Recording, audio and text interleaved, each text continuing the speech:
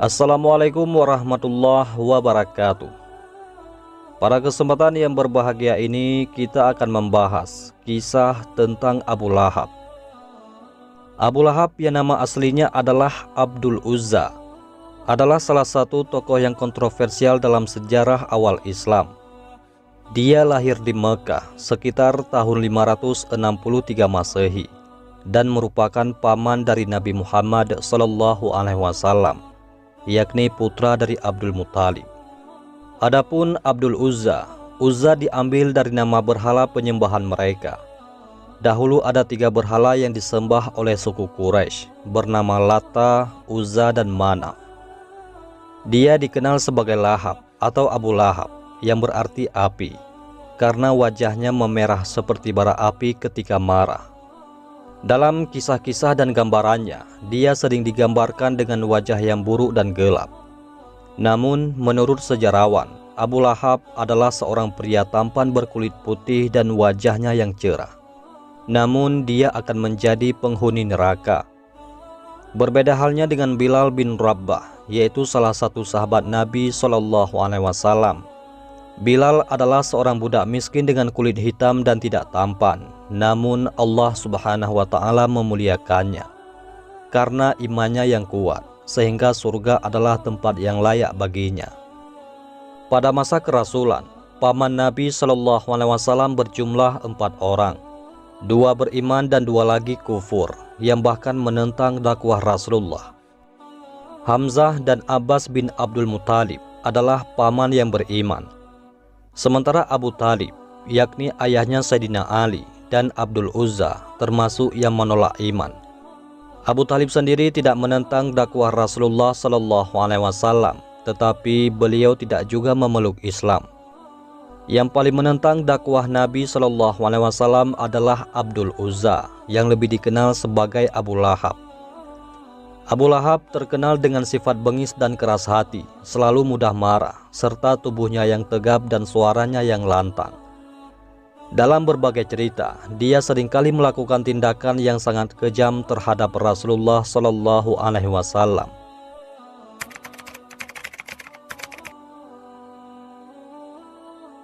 Suatu pagi pada hari Senin bulan Rabiul Awal, udara segar pagi hari yang berbau aroma wangi waktu itu membuatnya terbangun.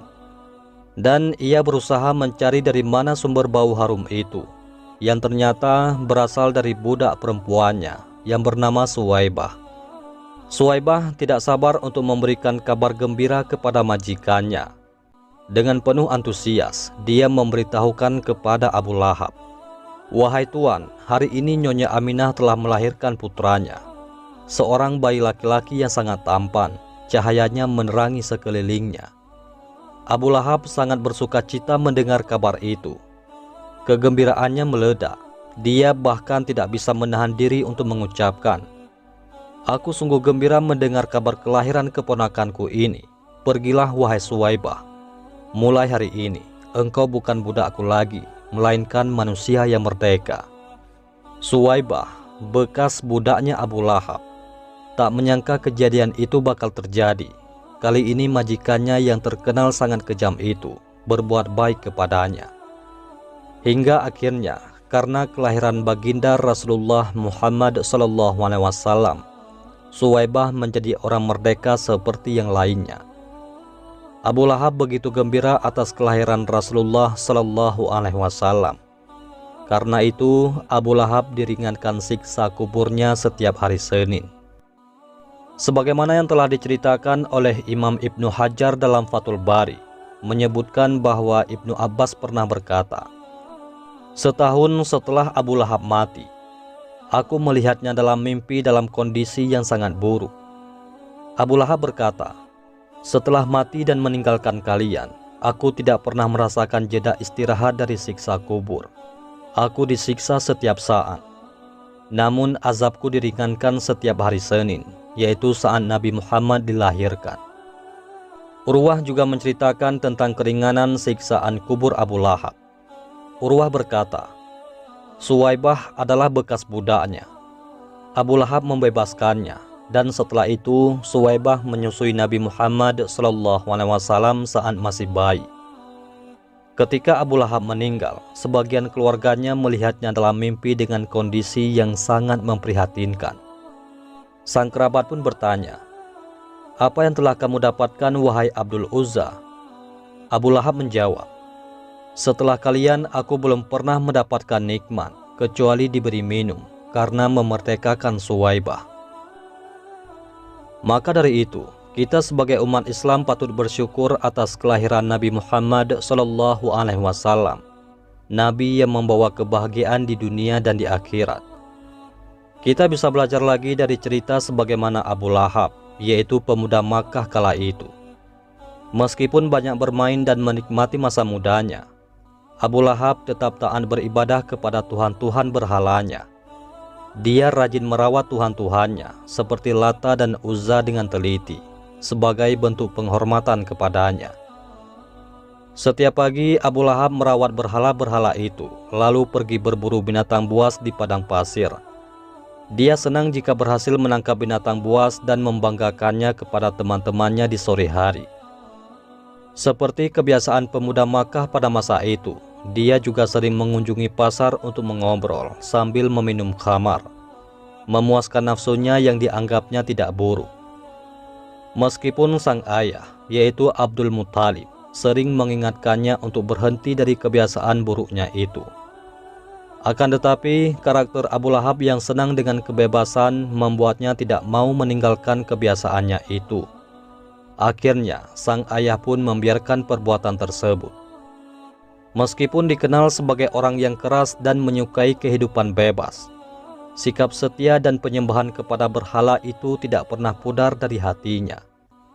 Bahkan setelah menikah dengan Ummu Jamil, sikap fanatiknya terhadap berhala semakin kuat.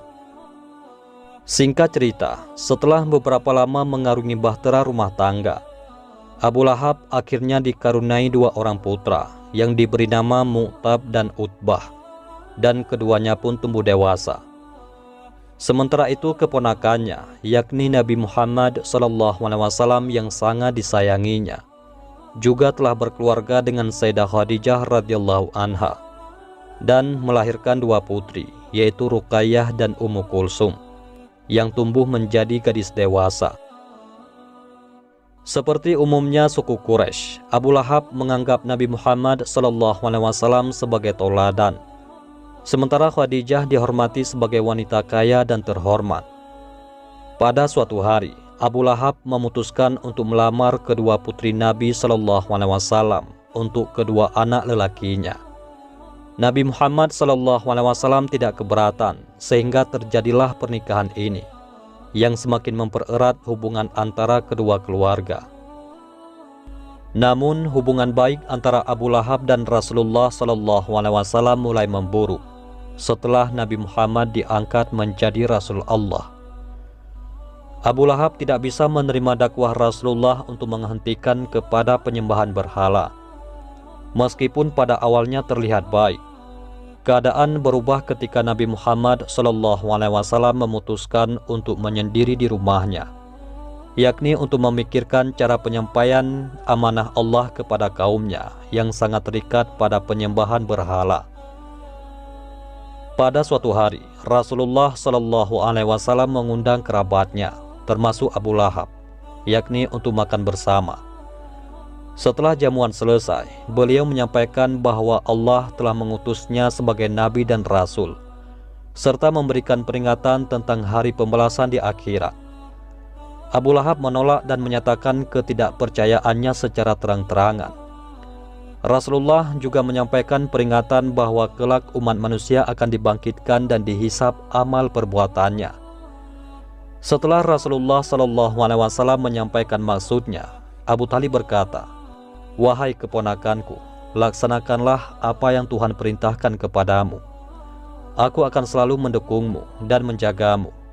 Akan tetapi aku tidak bisa meninggalkan agama Abdul Muthalib." Kemudian anaknya, yaitu Ali bin Abi Thalib berkata, "Aku akan selalu membantumu. Aku akan memerangi siapa saja yang memerangimu." Lalu bagaimana dengan sikap yang diambil oleh Abu Lahab pada waktu itu? Pada suatu pagi yang buta, Rasulullah SAW naik ke Bukit Safa. Kemudian beliau bersabda, "Wahai sekalian kaum Quraisy." Ketika itu suara Rasulullah sangat keras.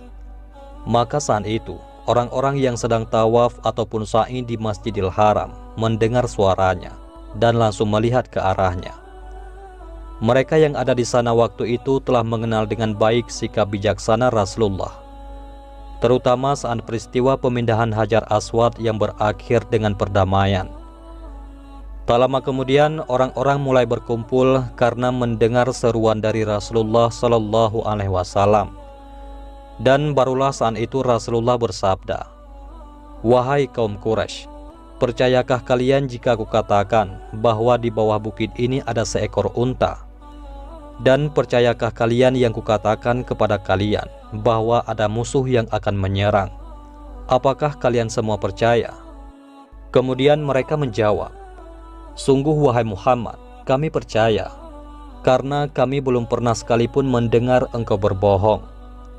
Lantas Nabi Shallallahu Alaihi Wasallam melanjutkan seruannya, "Wahai kaum Quraisy, sungguh aku ingin memberikan peringatan kepada kalian bahwa Allah Subhanahu Wa Taala telah memerintahkanku untuk mengajak kalian bersaksi bahwa tiada Tuhan selain Allah dan aku Muhammad adalah Rasul Allah."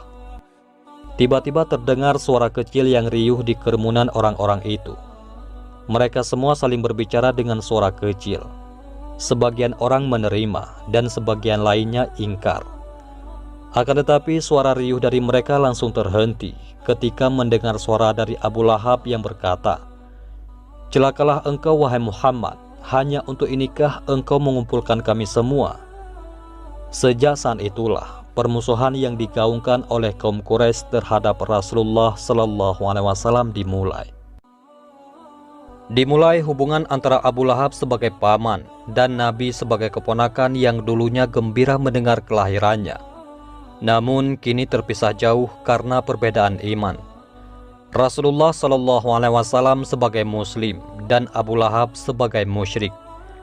Adapun istri Abu Lahab, yaitu Ummu Jamil, merupakan seorang pembangkang dan provokator, sebagaimana disebutkan dalam surat Al-Lahab. Istri Abu Lahab ini juga membantu memusuhi Rasulullah Shallallahu Alaihi Wasallam. Hari demi hari berlalu, Abu Lahab dan istrinya tidak berhenti menyakiti Rasulullah Shallallahu Alaihi Wasallam. Mereka mencaci maki, melemparkan kotoran di jalan yang selalu dilewati oleh Rasulullah Shallallahu Alaihi Wasallam. Bahkan ketika mereka tahu bahwa Allah Subhanahu Wa Taala menurunkan surat Al-Lahab yang mengancam bahwa mereka akan masuk neraka, keduanya semakin dendam, terutama Ummu Jamil. Sebelum surat Al-Lahab diturunkan, Abu Lahab sempat bertanya kepada Nabi Shallallahu Alaihi Wasallam, yakni tentang apa yang akan diperolehnya jika dia masuk Islam. Rasulullah Shallallahu Alaihi Wasallam menjawab dengan tenang bahwa dia akan memperoleh apa yang diperoleh oleh kaum muslimin. Namun dengan sombong Abu Lahab menjawab, "Celakalah agama ini jika aku harus disamakan dengan umat Islam." Abu Lahab merasa lebih mulia dan merasa lebih layak diistimewakan di atas umat Islam lainnya. Nabi Shallallahu Alaihi Wasallam tidak membalas makian dari Abu Lahab. Namun kemudian Allah Subhanahu Wa Taala menurunkan surat Al-Lahab. Maka setelah turunnya surat Al-Lahab, Ummu Jamil sekaligus istri dari Abu Lahab menyebarkan fitnah dan propaganda buruk terhadap Nabi Shallallahu Alaihi Wasallam. Dia bahkan menyuruh kedua anaknya untuk menceraikan putri Rasulullah. Ummu Jamil ini sering sekali menaburkan duri di jalanan yang selalu dilewati oleh Rasulullah Shallallahu Alaihi Wasallam. Ketika Ummu Jamil mendengar turunnya surat Al-Lahab, dia pergi ke masjid di mana Rasulullah Shallallahu Alaihi Wasallam sedang duduk bersama Abu Bakar. Dia membawa segenggam batu dengan maksud untuk melemparkan kepada Rasulullah. Namun Allah Subhanahu Wa Taala menutupi pandangannya, sehingga dia tidak mampu melihat Rasulullah Shallallahu Alaihi Wasallam. Yang dia lihat hanyalah Abu Bakar yang sedang duduk di sana. Meski begitu, dia menyampaikan kemarahannya terhadap Nabi sambil menamai Nabi Muhammad dengan sebutan Muzammam, yang bisa diartikan sebagai orang yang tercela. Gangguan dari istri Abu Lahab ini seringkali ditimpali oleh suaminya. Mereka adalah sepasang suami istri yang kerap menolak, menentang dan mengganggu dakwah Nabi Muhammad SAW di Mekah. Mereka bahkan tidak lagi mengindahkan bahwa Nabi Muhammad SAW yang amanah dan berbudi pekerti itu merupakan keponakannya sendiri. Sikap suami istri itu sangatlah berbeda dengan sikap mereka yang semula. Jika dulu Abu Lahab dan istrinya begitu gembira dengan kelahiran Rasulullah SAW dengan cara memerdekakan budak, kini mereka justru tampil menjadi musuh terbesar dalam sejarah Islam. Mereka membenci Rasulullah SAW, mengolok-olok dan mengganggu dakwah beliau sampai akhir hayatnya. Tidak lama setelah Rasulullah SAW hijrah ke Yasrib atau yang sekarang dikenal sebagai Madinah, terjadilah perang Badar. Namun Abu Lahab saat itu tidak ikut berperang melawan kaum muslimin. Bisa jadi karena fisiknya yang sudah tua dan tidak kuat, atau mungkin karena memang dia adalah seorang pengecut dan khawatir terhadap keselamatannya. Namun tidak ikut dalam perang Badar bukan berarti Abu Lahab membiarkan kaum muslimin memenangi peperangan. Abu Lahab mengutus Al-As ibnu Hisham untuk mewakilinya. Ada riwayat yang mengatakan, Al-As ini sengaja dibayar oleh Abu Lahab untuk ikut berperang melawan kaum muslimin. Abu Lahab sangat berharap Al-As bisa memenangi peperangan itu. Makanya dia menyediakan kuda terbaik dan perlengkapan perang lainnya, termasuk pedang dan perbekalan. Apa yang dilakukannya itu diabadikan dalam satu surat di dalam Al-Quran, yaitu surah Al-Anfal ayat ke-36. Berkat pertolongan Allah Subhanahu wa Ta'ala, akhirnya perang Badar pun dimenangkan oleh umat Islam. Orang-orang kafir akhirnya pulang dengan kekalahan. Mengetahui kabar kekalahan tersebut, Abu Lahab sangat geram dan marah. Dia sangat kesal dengan kekalahan besar tersebut. Banyak pasukan kafir Quraisy yang terbunuh dan terluka.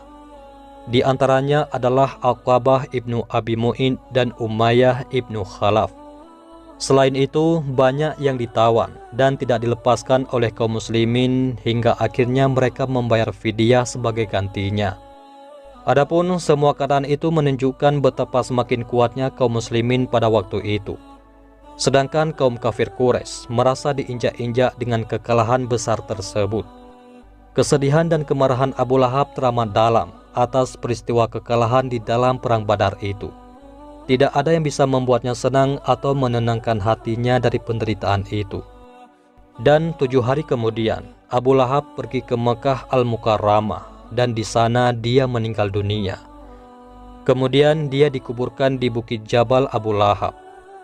Sedangkan istrinya yang bernama Arwah binti Harab bin Umayyah, atau yang bisa dikenal sebagai Ummu Jamil, juga dikuburkan di kaki gunung itu bersama dengan Abu Lahab. Ada 3 pendapat yang mengisahkan tentang kematian tragis Abu Lahab. Pertama, bahwa Abu Lahab meninggal dunia karena terjangkit penyakit kusta, yakni setelah mendengar kemenangan kaum muslimin dalam perang Badar. Selama 3 hari, mayat Abu Lahab tidak dikuburkan hingga membusuk. Tidak ada yang berani mendekatinya karena baunya yang begitu busuk. Akhirnya, kaum Quraisy menggali lubang kuburan untuknya, dan mayatnya didorong masuk ke dalamnya dengan sebilah kayu. Adapun riwayat yang kedua menyebutkan, penyebab kematian Abu Lahab adalah karena dipukul oleh Ummu Fadl, yakni istri dari Sayyidina Abbas. Hal ini terjadi karena budak Abu Rafi dipukul oleh Abu Lahab setelah mengetahui kemenangan perang Badar. Ummu Fadl marah dan membalasnya dengan memukul kepala Abu Lahab hingga terluka parah dan meninggal beberapa hari kemudian. Dan riwayat yang ketiga mengisahkan bahwa suatu hari Rasulullah SAW melintasi jalanan di area tersebut. Kemudian istri Abu Lahab berniat melempari beliau dengan ranting berduri. Namun ranting-ranting itu malah terjebak di kerudungnya sendiri. Dan tiba-tiba tanah bergerak menyeret Ummu Jamil hingga bertabrakan dengan suaminya yang sedang berjalan di depannya. Keduanya tewas di tempat itu. Abu Lahab mati sebelum sempat menyadari perbuatannya dan belum sempat bertobat kepada Allah Subhanahu wa Ta'ala. Binasalah kedua tangan Abu Lahab, dan sesungguhnya dia akan binasa. Tidaklah berfaedah baginya harta dan bendanya, dan apa yang dia usahakan. Kelak akan membawanya ke dalam api yang bergejolak. Begitu pula istrinya, pembawa kayu bakar, yang di lehernya ada tali dari sabut. Al-Quran Surat Al-Lahab. Wallahu a'lam bissawab. Dan demikianlah kisah dari Abu Lahab. Dan semoga kisah dari Abu Lahab ini dapat menjadi contoh dan pembelajaran bagi kita semua. Mudah-mudahan ini semua bermanfaat. Wabillahi taufik wal hidayah. Wassalamualaikum warahmatullahi wabarakatuh.